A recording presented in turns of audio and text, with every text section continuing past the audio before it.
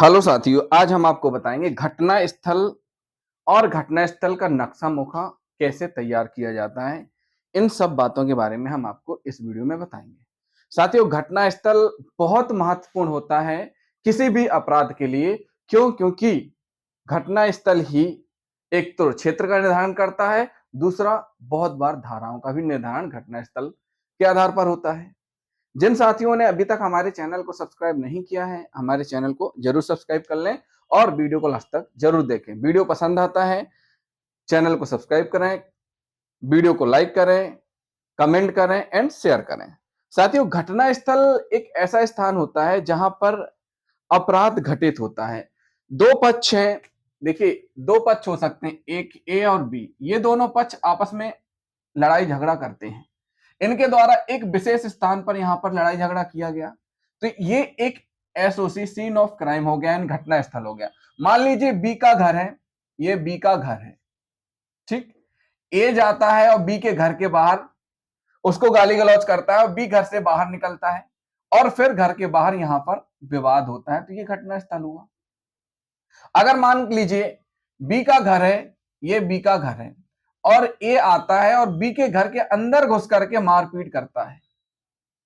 क्या करता है? घर के अंदर घुसकर मारपीट करता है, तो यहां पर कंडीशन अलग हो गई। तो घटना स्थल क्या कहलाया जाएगा? घर के अंदर, यानी बी के घर के अंदर। साथियों, बहुत बार घटना स्थल को लेकर के कई बार विवाद की स्थिति बनी है, चाहे वो एक थाना क्षेत्र हो, चाहे वो जिला स्तर पर हो या राज्य स्तर पर हो। कई बार ऐसी विवाद की स्थिति बनी है कि कई बार ये कहा गया है कि हमारे क्षेत्र का अपराध नहीं है, दूसरे के द्वारा कहा गया हमारे क्षेत्र का अपराध नहीं है। तो ऐसी स्थितियां तब निर्मित होती हैं जब बॉर्डर पर अपराध होता है। कहां होता है? बॉर्डर पर। मान लीजिए ये दो थानाओं का बॉर्डर है, वहां पर अपराध हो जाता है, तो उस स्थिति में फिर ऐसी स्थिति निर्मित हो जाती है। तो साथियों, हमने अभी आपको केवल एक उदाहरण बताया कि किस प्रकार से घटना घटित होती है, और जहां घटना घटित होती है वही वह स्थान हो जाता है, और वह स्थान क्या कहलाता है? घटना स्थल कहलाता है। साथियों, विवाद कहां उत्पन्न होता है? विवाद होता है, ये रोड गई है, इस साइड एक थाना ए है और इस साइड बी थाना है। अब साथियों, अगर कोई अपराध यहां पर होता है तो यहां स्थिति निर्मित होती है कि आखिर किस थाना क्षेत्र का है। एक्सीडेंट होता है, ये रोड है, रोड में क्या हुआ? एक्सीडेंट हुआ, रोड में एक्सीडेंट हुआ। एक्सीडेंट होने पर अब यहां विवाद की स्थिति बन रही है कि एक्सीडेंट होने पर एक व्यक्ति की डेथ हो गई और डेड बॉडी इस साइड है, यहां पर है डेड बॉडी, ये 100 है, ठीक। और एक्सीडेंट यहां पर हुआ है, तो ए के द्वारा कहा जा रहा है, ए थाना के द्वारा, ए थाना कह रहा है कि घटनास्थल आपका है, बी कह रहा है घटनास्थल आपका है। इसके लिए कानून में प्रावधान है कि जो भी स्थान है, अगर ए थाना क्षेत्र को सूचना मिल गई है तो ए थाना क्षेत्र कार्रवाई करेगा मौके पर। ऐसा नहीं है कि इंतजार करने दिया जाएगा, इंतजार नहीं करने दिया जाएगा। जो भी थाना क्षेत्र की टीम मौके पर पहुंच गई है उसके द्वारा कार्रवाई की जाएगी। बाद में फिर अगर वही घटनास्थल बी थाना क्षेत्र का पाया जाता है तो केस डायरी कहां? ए थाना स्थल भेज देगा, बी में। अगर बी थाना क्षेत्र के द्वारा कार्रवाई की जाती है और घटनास्थल ए थाना क्षेत्र का पाया जाता है तो केस डायरी कहां आ जाएगी? ए थाने में।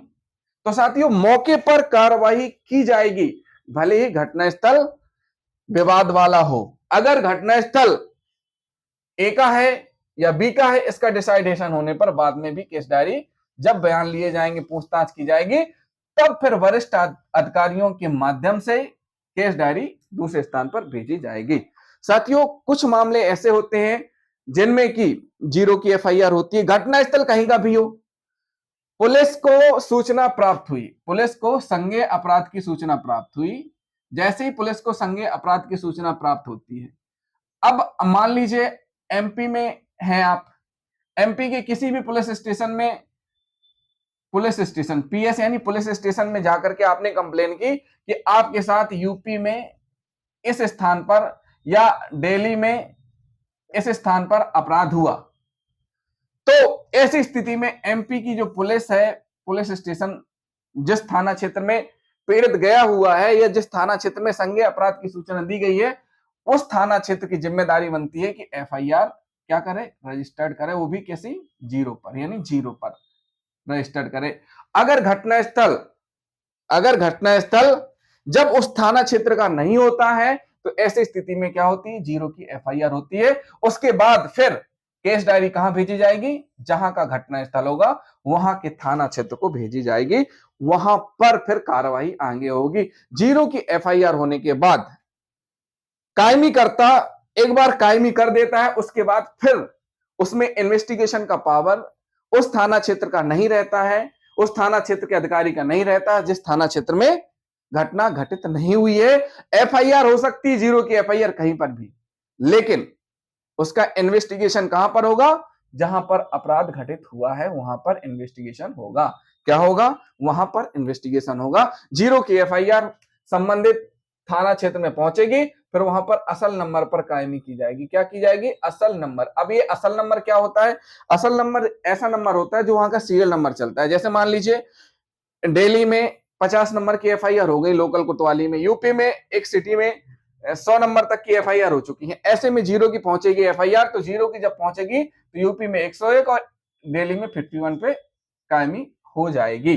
तो साथियों ये हुआ घटना स्थल डिसाइड करता है कि 0 की एफआईआर, घटना स्थल से ही सारी चीजें होती है। अगर घटना स्थल आपके क्षेत्र का है, अगर यही घटना एमपी की होती है उसी थाना क्षेत्र की होती, मान लीजिए वही घटना एमपी की होती है उसी थाना क्षेत्र की होती, तब वहां पर असल नंबर यानी ओरिजिनल नंबर जो क्राइम नंबर रहता है उस पर एफआईआर रजिस्टर्ड हो जाती, एफआईआर दर्ज होती और फिर उसके बाद इन्वेस्टिगेशन भी होता।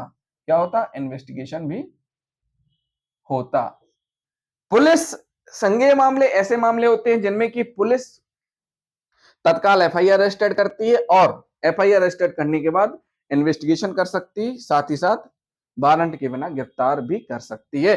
तो साथियों ये डिसाइड करता है क्या, नक्शा मौका, घटना स्थल, अपराध का स्थान कहां पर है। जैसे ही अपराध दूसरे थाना क्षेत्र में होता है, केस डायरी दूसरे थाना क्षेत्र में भेज दी जाती है, लेकिन एफआईआर दर्ज करने से मना कोई भी इन्वेस्टिगेशन ऑफिसर या कोई भी पुलिस स्टेशन या पुलिस अधिकारी नहीं कर सकता है। एफआईआर रजिस्टर्ड करनी ही पड़ेगी संज्ञेय अपराध की सूचना पर। हाँ ये जरूर है कि अगर कुछ मामलों को छोड़ करके संज्ञेय अपराध की सूचना प्राप्त होती है तो जांच के लिए रख सकते हैं। एक ड्यूरेशन टाइम है कि हाँ बीएनएसएस में प्रावधान है, भारतीय नागरिक सुरक्षा संहिता में प्रावधान किया गया है कि आप क्या कर सकते हैं, जांच कर सकते हैं, आवेदन की क्या कर सकते हैं, जांच कर सकते हैं। और साथ ही साथ यह भी स्पष्ट किया गया है कि जांच के दौरान, जांच कितने दिन के अंदर जांच करना है, 14 दिन के अंदर जांच कंप्लीट करना है। जैसे ही आवेदन आपको प्राप्त होता है, संज्ञेय अपराध की सूचना प्राप्त होती है, 14 डेज के अंदर आपको जांच कंप्लीट करना है। अगर संज्ञेय अपराध घटित होना पाया जाता है तो एफआईआर करेंगे, अगर संज्ञेय अपराध घटित होना नहीं पाया जाता है तो संबंधित पक्षकार को सूचित करेंगे और उसको बताएंगे सारी कंडीशन। तो ये बताया गया है संज्ञेय अपराध के बारे में। तो साथियों जब भी घटना एक लोकल थाना की है तो वहीं पर इन्वेस्टिगेशन होगा, अगर घटना दूसरे थाना क्षेत्र की है तो फिर क्या होगा, इन्वेस्टिगेशन दूसरे थाना क्षेत्र में होगा। साथियों एक चीज और हम बता देते हैं, इसमें धारा का निर्धारण कैसे होता है। अभी हमने एक उदाहरण बताया था आपको कि जैसे मान लीजिए घटना स्थल खुले मैदान का है, बाहर का है, घटना स्थल खुले मैदान का है, ठीक। अब यही घटना स्थल ये घर है, ठीक। यही घटना स्थल अगर ये घर बना हुआ है, घर के अंदर का हो जाता है तो वहां पर धाराएं चेंज हो जाएंगी। घर के बाहर की कंडीशन अलग है, घर के अंदर की कंडीशन अलग है। तो घटना स्थल बहुत कुछ डिसाइड करता है और हम इस वीडियो में आपको साक्षिक महत्व भी बताएंगे, घटना स्थल का साक्षिक मूल्य क्या है और क्या क्या सावधानी रखनी ये भी हम आपको बताएंगे। तो घटना स्थल क्या होता है, घटना स्थल एक ऐसा स्थान होता है जहां पर कि अपराध घटित होता है। क्या होता है, जहां पर अपराध घटित होता है। घटना स्थल का निरीक्षण एवं उसका स्केच बनाया जाना अनुसंधान की एक महत्वपूर्ण प्रक्रिया है। जो घटना स्थल जहां पर अपराध घटित हुआ है, सीन ऑफ क्राइम है, वहां पर जाकर के घटना स्थल का निरीक्षण करना और उसका स्केच तैयार किया जाना एक इन्वेस्टिगेशन का बहुत महत्वपूर्ण भाग है। यह स्केच क्राइम सीन योजना के नाम से भी जाना जाता है। इसके माध्यम से पैमाना और योजना दोनों स्थापित की जाती हैं। अपराधों के तथ्यों के स्पॉट स्केच के माध्यम से इतनी स्पष्टता के साथ रखा जाना चाहिए कि इसमें दिए गए विवरणों से अपराध घटनाक्रम का रूपांतरण किया जा सके। इस अध्याय में हम आपको नक्शा मौका की प्रक्रिया और उस पर साक्ष्य मूल्य क्या है, ये हम आपको बताएंगे। इस वीडियो में हम आपको यही सारी चीजें बताने जा रहे हैं, तो वीडियो को लास्ट तक जरूर देखें। घटना स्थल जो अपराध स्थल होता है, जहां पर अपराध घटित होता है, एक ऐसा स्थान होता है जिससे कि क्षेत्राधिकार का विनिश्चय होता है। जहां घटना स्थल के संबंध में क्षेत्राधिकार का प्रश्न हो, वहां घटना स्थल का नक्शा मौका उस स्थान के सर्वे नंबर आदि विवरणों सहित संबंधित पटवारी से बनवाना चाहिए। जहां पर विवाद की स्थिति होती है या जहां पर गंभीर अपराध घटित हुआ है, वहां पर घटना स्थल का नक्शा मौका संबंधित पटवारी से बनवाया जाना चाहिए।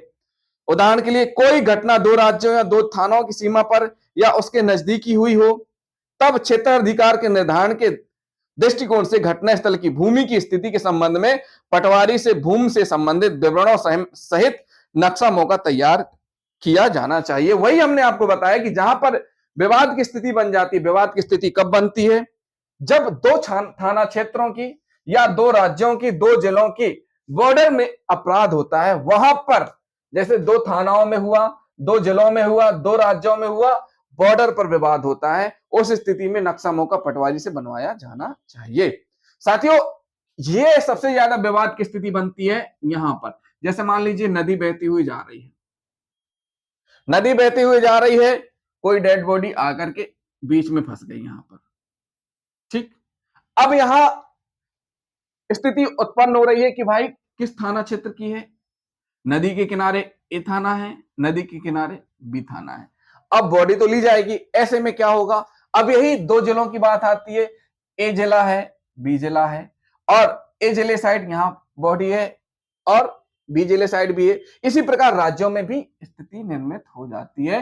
तो ऐसी स्थिति में जो भी निकटतम थाना क्षेत्र है, चाहे वो ए का हो या बी का हो, चाहे वह ए जिले का थाना हो, चाहे बी जिले का थाना हो, चाहे ए राज्य का थाना हो, बी राज्य का थाना हो, जो भी निकटतम थाना होगा नदी से लगा हुआ, उस थाने के द्वारा कार्रवाई की जाएगी या जो वरिष्ठ अधिकारियों के द्वारा निर्देशित किया जाएगा। क्यों? क्योंकि जब भी किसी अपराध की सूचना प्राप्त होती है, किसी गंभीर अपराध की सूचना प्राप्त होती है, उस स्थिति में वरिष्ठ अधिकारियों को अवगत कराया जाता है। इन्वेस्टिगेशन ऑफिसर थाना प्रभारी को बताएंगे, थाना प्रभारी अपने सीएसपी को बताएंगे, सीएसपी अपने एएसपी और एसपी महोदय को बताएंगे, थाना प्रभारी डायरेक्ट एसपी महोदय को बताएंगे। इस प्रकार से अपराध की सूचना दी जाती है। उसके बाद प्राप्त निर्देशों के अनुसार कार्रवाई की जाती है, लेकिन कार्रवाई करने से कोई भी मना नहीं कर सकता है।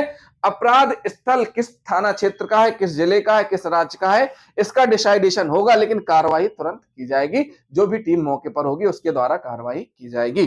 तो साथियों, ये हमने आपको बताया कि कैसे नक्शा मौका यानी घटना स्थल का क्षेत्राधिकार का निर्धारण होता है। तो उसके लिए जरूरी है पटवारी की रिपोर्ट, यानी संबंधित पटवारी से तहसीलदार के माध्यम से, तहसीलदार महोदय के माध्यम से पत्र लिख करके संबंधित एरिया का नक्शा मौका तैयार करवाया जाता है। उससे निर्धारण हो जाता है कि किस थाना क्षेत्र या किस जिले या किस राज्य का अपराध है। फिर उसके बाद उस अनुसार कार्रवाई की जाती है, अग्रिम इन्वेस्टिगेशन उसके अनुसार चलता है। नक्शा मौका बनाते समय ध्यान में रखे जाने वाली बातें कौन सी हैं? ये भी बहुत महत्वपूर्ण है। नक्शा मौका बनाते समय क्या क्या चीजें ध्यान में रखनी चाहिए?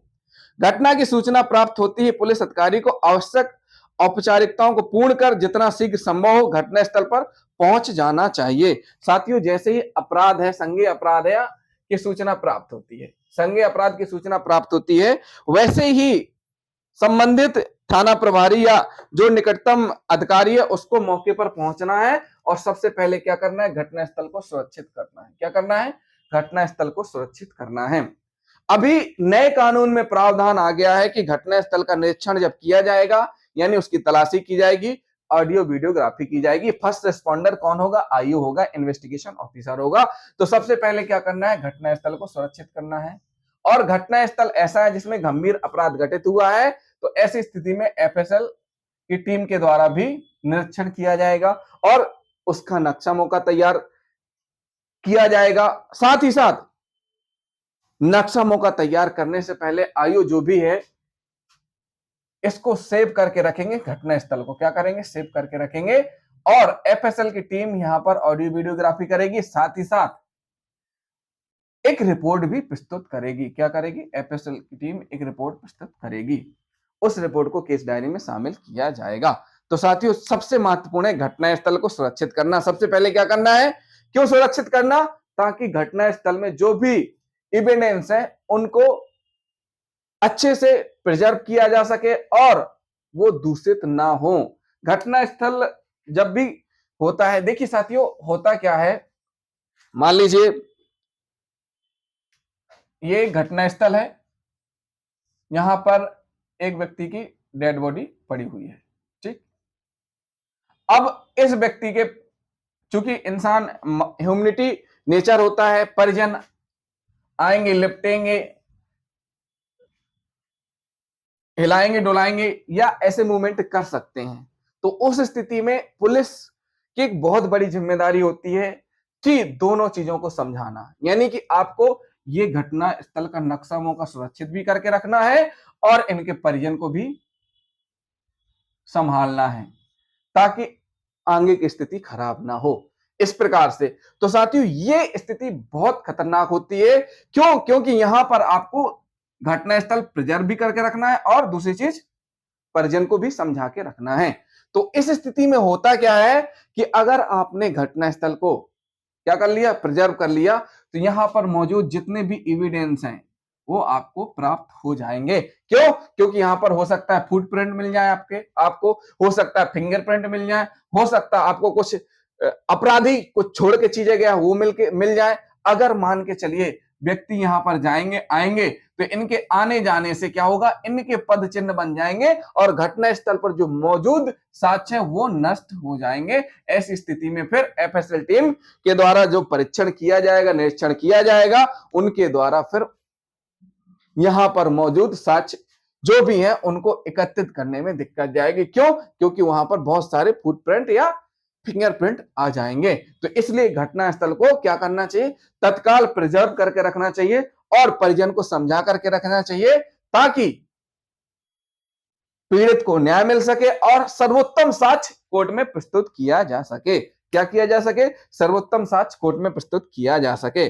घटनास्थल का स्केच पहला दृश्यमान अभिलेख होता है। यह अनुसंधान का महत्वपूर्ण भाग होता है। जो भी घटनास्थल का निरीक्षण किया जाता है, नक्शा मौका तैयार किया जाता है, यह बहुत ही महत्वपूर्ण पार्ट है इन्वेस्टिगेशन का। जब भी नक्शा मौका तैयार किया जाएगा उस समय हमें कैसे तैयार करना है साथियों, ये देखिए, नॉर्थ, साउथ, ईस्ट, वेस्ट, आपको नॉर्थ साइड फेस करके तैयार करना है और ये डायग्राम भी आपको चिन्हित करना है। दिशा बनाते हुए आपको इस दिशा के अनुसार नक्शा मौका का स्केच तैयार करना है।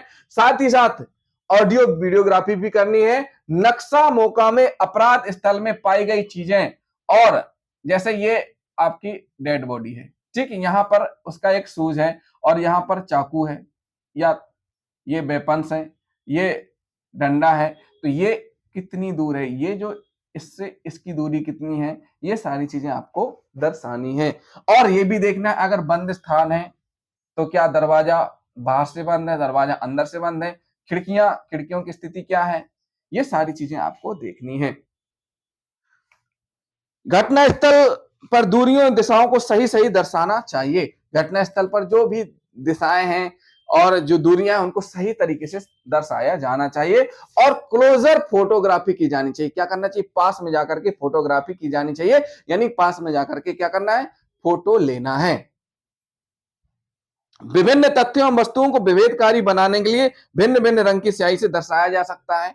इसको चिन्हित करने के लिए आप दूसरे रेड पेन, ब्लैक पेन का, ब्लू पेन का यूज कर सकते हैं चिन्हित करने के लिए। स्पॉट स्केचिंग के लिए कई चिन्ह और प्रतीक होते हैं जिनका ज्ञान विवेचक को होना चाहिए और उनका प्रयोग घटनास्थल की स्केचिंग में करना चाहिए। विवेचक ने स्वयं घटनास्थल के निरीक्षण के दौरान जो देखा वह नक्शा मौका में दर्शाया जाना चाहिए क्योंकि यह साक्ष्य में ग्राह्य है। विवेचक के द्वारा जो भी घटनास्थल में देखा जाता है उसको दर्शाया जाना चाहिए। क्यों? क्योंकि वह साक्ष्य में ग्राह्य होता है। घटनास्थल में जो भी चीजें मिलती हैं, मान लीजिए कोई भी एक केस है, मारपीट का केस है, ठीक।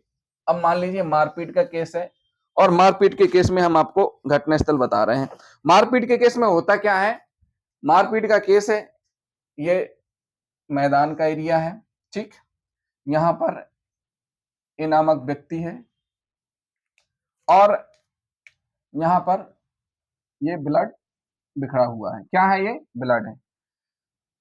यहीं पास में ही एक पत्थर है, पत्थर में भी ब्लड लगा हुआ है। ऐसे स्थिति में क्या करना है, हमें सही सही सारी चीजें दर्शानी है। अगर नक्शा मौका जब भी बना रहे हैं आप, नक्शा मौका जब भी बना रहे हैं, पहले आपको दिशा बनानी है।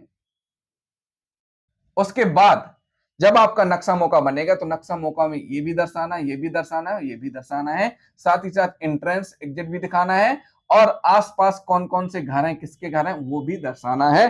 और एक बहुत महत्वपूर्ण बात यह है कि घटना स्थल के संबंध में आसपास के लोगों के बयान लेना चाहिए। अगर बयान दर्ज कराने से मना कर रहे हैं तो उसका कारण भी उल्लेख केस डायरी में किया जाना चाहिए। कोशिश ये करना है कि घटना स्थल के आसपास जो भी हैं उनके स्टेटमेंट अवश्य रूप से लिए जाने चाहिए। तो साथियों, ये एक बहुत महत्वपूर्ण बात थी कि घटना स्थल का जब भी निरीक्षण विवेचक करता है तो घटना स्थल में जो भी चीजें पाई जाती हैं उनको दर्शाना है नक्शा मौका में। विवेचक ने जब स्वयं घटना देखी है और वही चीजें उसको दर्शाना है। अगर मान लीजिए विवेचक कहता है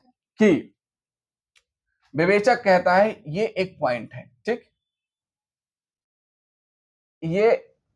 ये यहां पर कंप्लेनर कह रहा है, शिकायतकर्ता या कोई अन्य व्यक्ति कह रहा है कि यहां एक खिड़की है, खिड़की से इसने अपराध होते हुए देखा। अब मान लीजिए नक्शा मौका पूरा बन गया, आपका नक्शा मौका पूरा बन गया, कहीं पर भी आपने खिड़की नहीं बनाई है। स्टेटमेंट में सारी चीजें लिख रहा है कि खिड़की से देखा और नक्शा मौका में आपने खिड़की नहीं बनाई है। वहां पर फिर स्थिति यही होगी कि खिड़की थी नहीं। दो कंडीशन होंगी, या तो आयु ने मौके में नक्शा मौका नहीं बनाया या फिर जैसा नक्शा मौका था, जैसी स्थितियां थी वैसी दिखाई नहीं गई हैं। तो इसलिए जो भी कंडीशन मौके पर निर्मित हो रही है वो बताना जरूरी है। अगर मौके पर घटना स्थल में जो जो चीजें मिल रही हैं उनको दिखाना बहुत जरूरी है। क्या है? दर्शाना बहुत जरूरी है, साथ ही साथ क्लोजर फोटोग्राफ्स के साथ साथ। अब साथियों, हम आपको बताएंगे नक्शा मौका का साक्ष्यिक मूल्य क्या है। कुछ जजमेंट हैं, उनको ध्यान में लेते हुए उनके क्या क्या स्थितियां हुई उन केसों में हम आपको बताएंगे। माननीय सर्वोच्च न्यायालय के न्याय दृष्टांत है, माननीय सुप्रीम कोर्ट के कुछ न्याय दृष्टांत है जो हम आपको बताने जा रहे हैं। माननीय सुप्रीम कोर्ट ने क्या कहा है वो हम आपको बताएंगे। सबसे पहले है टोरी सिंह बनाम उत्तर प्रदेश राज्य, टोरी सिंह बनाम उत्तर प्रदेश राज्य, AIR 1962 SC 399, 3 जजों की बेंच। माननीय सुप्रीम कोर्ट का निर्णय है। इसमें माननीय न्यायालय ने क्या कहा है हम आपको बताएंगे। माननीय सुप्रीम कोर्ट ने कहा कि विवेचक द्वारा चश्मदीद साक्षी के कथन के आधार पर नक्शा मौका में जो चिन्ह या संकेत चिन्ह दर्शाए जाते हैं वे धारा CRPC की धारा 162 के प्रावधानों के आलोक में साक्ष्य में ग्राह्य नहीं है, क्योंकि यह विवेचना के दौरान पुलिस से किए गए कथन से अधिक कुछ नहीं है। विवेचक स्वयं ने घटना स्थल पर जो देखा और उसे नक्शा मौका में उल्लेखित किया गया वह साक्ष्य में ग्राह्य है। साथियों, हम आपको बता दें कि गलती कहां हो रही है। अभी भी केस डायरी में हम उल्लेखित करते हैं कि घटना स्थल का निरीक्षण फरियादी की निशानदेही पर किया। क्या कह रहे हैं कि माननीय सुप्रीम कोर्ट ने टोरी सिंह बनाम उत्तर प्रदेश राज्य में स्पष्ट कर दिया है कि विवेचक द्वारा चश्मदीद साक्षी के कथन के आधार पर नक्शा मौका में जो चिन्ह या संकेत चिन्ह दर्शाए जाते हैं वे धारा 162 CRPC के प्रावधानों के आलोक में साक्ष्य में ग्राह्य नहीं है। क्या नहीं है? साक्ष्य में ग्राह्य नहीं माने जाएंगे। इसलिए घटना स्थल का निरीक्षण जरूर हो, फरियादी की निशानदेही पर हो, लेकिन घटना स्थल निरीक्षण करने के बाद जो घटना स्थल पर पाया जा रहा है, घटना स्थल की स्केचिंग की जा रही है, वह विवेचक के स्वयं के देखने अनुसार की जानी चाहिए कि विवेचक ने स्वयं घटना स्थल पर जो देखा है और उसे नक्शा मौका में उल्लेखित किया वही साक्ष्य में ग्राह्य है। इस प्रकरण में सब इंस्पेक्टर ने चश्मदीद साक्षियों के कथन के आधार पर नक्शा मौका में वे स्थान चिन्हित किए थे जहां पर घटना के समय पीड़ित को मारा गया था। क्या किया गया था? जहां पर घटना के समय पीड़ित को मारा गया था। चूंकि सब इंस्पेक्टर ने घटना स्थल के संबंध में नक्शा मौका चश्मदीद साक्षियों के द्वारा दी गए कथन के आधार पर बनाया था, इसलिए यह धारा 162 दंड प्रक्रिया संहिता के प्रावधानों से हिट होकर ग्राह्य नहीं माना गया है। क्या नहीं किया गया है? ग्राह्य नहीं माना गया है। साथियों, ये बहुत महत्वपूर्ण बात थी। अधिकांशतः ऐसी गलतियां होती हैं तो इन गलतियों को दोहराना नहीं है। जो भी गलतियां हो रही हैं वो उन गलतियों पर सुधार करना है। ऐसे हम जजमेंट हम आपको बताते जाएंगे, आगे भी हमने बताए हैं। अभी भी हम आपको बताए हैं, माननीय सुप्रीम कोर्ट ने स्पष्ट कर दिया है कि घटनास्थल का नक्शा मौका कैसा होना चाहिए। घटनास्थल का नक्शा मौका स्वयं विवेचक के द्वारा जो देखा गया है उसी को दर्शाया जाना चाहिए। क्या करना चाहिए? जो देखा गया है उसी को दर्शाया जाना चाहिए। साथियों, अब जो नया कानून है उसमें बीएनएसएस की धारा, भारतीय नागरिक सुरक्षा संहिता की धारा 181, जो कि सीआरपीसी की धारा 162 के समरूप है, पुलिस को किया गया कथन और उसका उपयोग के बारे में बताया गया है। तो साथियों, अगर घटनास्थल का नक्शा मौका पीड़ित या साक्षी के बयान के आधार पर तैयार किया जाता है तो वह फिर ग्राह्य नहीं माना गया है। एक और जजमेंट है, दूसरा, संता सिंह बनाम पंजाब राज्य एआईआर 1956 SC 526, माननीय सुप्रीम कोर्ट। संता सिंह बनाम पंजाब राज्य एआईआर 1956 SC 526, माननीय सुप्रीम कोर्ट।